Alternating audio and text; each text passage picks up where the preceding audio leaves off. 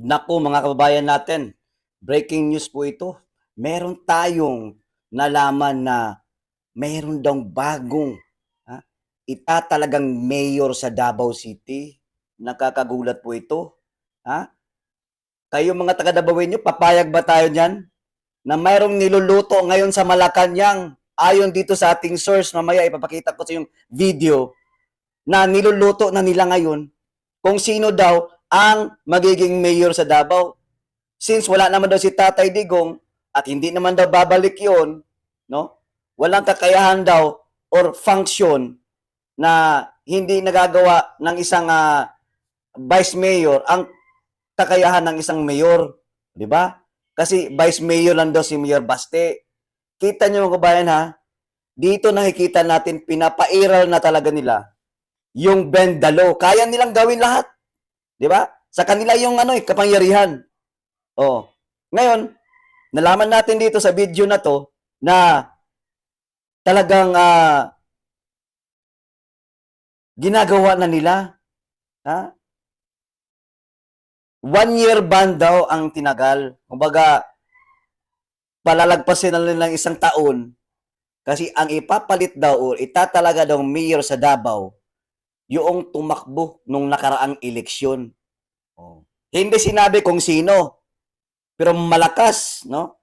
Malakas ang kutob to. No, yun talaga yung baka yung katunggali talaga nila na mga, alam niyo yun, yung dating kaalyado nila tapos bumangga, di ba?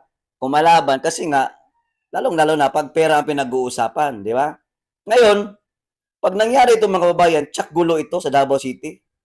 Hindi ito katanggap-tanggap dahil elected naman ang Duterte, lalong-lalo na sa Tatay Digong. Alam ng taong bayan sa Davao kung sino ang binoto ng taong bayan, sino ang hinalal, sino ang dapat maupo. Yun nga lang, wala si Tatay Digong. Ngayon, dahil wala si Tatay Digong, eto na naman yung gagawin nila, babaliin nila yung batas.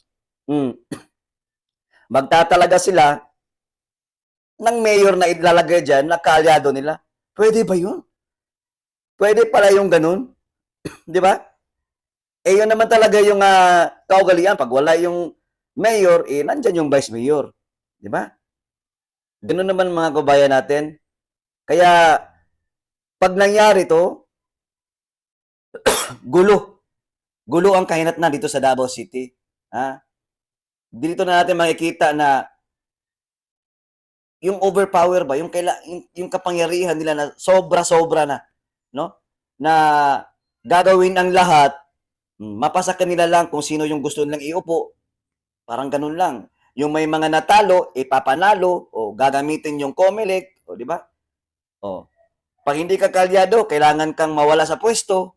Ganun yun. Eto mga kababayan, pakinggan natin o panoorin natin yung video na to. Kasi, nung narinig ko to mga kababayan, naniniwala ako, posible talagang mangyari. Ano? Kasi ang dami na nilang mga ginagawa na ganyan, no? Na yung mga iba't ibang mga mayor sa ibang lugar, ayan, biglang, di ba, biglang nawala sa pwesto, yung hindi nanalo, nagkaroon ng pwesto. O, eto po yung video, panoorin po natin mga kabayan at kayo na po humusga kung dapat ba natin maghanda, magbantay, kailangan ba natin itong tutukan, di ba? Delikado to eh. Kawawa ang mga Duterte, kawawa si Tatay Digong, di ba? Papalitan lang ng isang talunan na tumakbong mayor sa Davao at lalong-lalo na si Vice Mayor, acting Mayor Baste Duterte. Di ba? Isang kalukuhan, kagaguhan itong ginagawa nila. O eto po yung video mga bayan, pagtiyagaan niyo na lang po kasi Bisaya po ito, no? Siya po ay kilala din yan dito sa Davao na isang host, radio announcer, radio reporter, TV host. Ayan, kilala yan sa Davao at meron siyang direktang resource person na nagsabing may mga ganong niluluto ngayon diyan sa Malacanang. Oy mga idol, na ako'y kanang importanteng balita diha ninyo. Na ako'y reliable source nga nakuha nga ang Malacanang karon na ay ginaluto diri sa Davao City. Ang akong impormasyon nga nakuha nga paningkamutan sa Malacañang nga ideklara nga illegal ang pagpundo o paglingkod ni Vice Mayor Baste Duterte isip acting mayor nga according to them dili mamahimo nga wala gyoy tinuod nga mayor sa Davao kay daghan ang mga function nga dili mabuhat sa usa lamang ka-acting mayor. Imanin ninyo ni ha, mauna yung lang himuon ni argumento sa Malacañang, bantayan na to ni. Karon, ang ilang tinguha sa Malacañang karon, which is nagamiting na sila, is ang Malacañang mismo, ang presidente, mag-appoint og mayor sa Davao. Nga wa na to butuhi. Sila mo'y magbuot og kinsay mulingkod nga mayor sa Davao og si Vice Mayor Baste Duterte will remain as Vice Mayor. Kay di na ba pareha daw sa presidente nga og wala ang presidente, ang Vice President ang mupuli. Dili man ingon ana ang setup sa local government. According to them, according to the source, nga gipaabot nganong karon lang nganong wa ni nila buhata niadtong unang bulan pa lamang, ikaduhang bulan pa lamang, naibaw-an na to nga naa sila'y gipaabot nga tao nga ilang iluklok diha sa City Hall og kinahanglan og 1 year, maghulat sa og 1 year kay kining taong ilang ibutang sa City Hall nidagan niadtong last election diri sa Davao. So kung nidagan ni last election sa Davao, kinsa ka ni ilang ibutang nga mayor sa Davao nga ituboy sa Malacañang nga maunay mag-lead sa Davao. Musugot ba mo ana mga taga Davao nga ang mahimong mayor sa syudad dili nato giboto?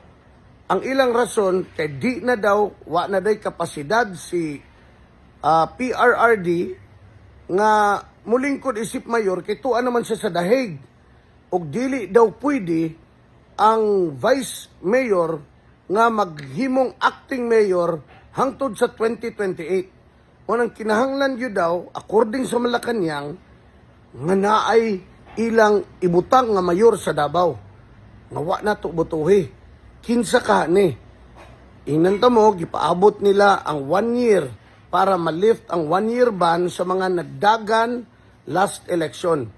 Kinsa na inidagan last election nga gusto nilang iluklok karon isip mayor sa Davao. Bantayan tani mga taga Davao, I'm breaking to you this news for us to be vigilant because walay dili kayang himuon ang Malacañang. You know them.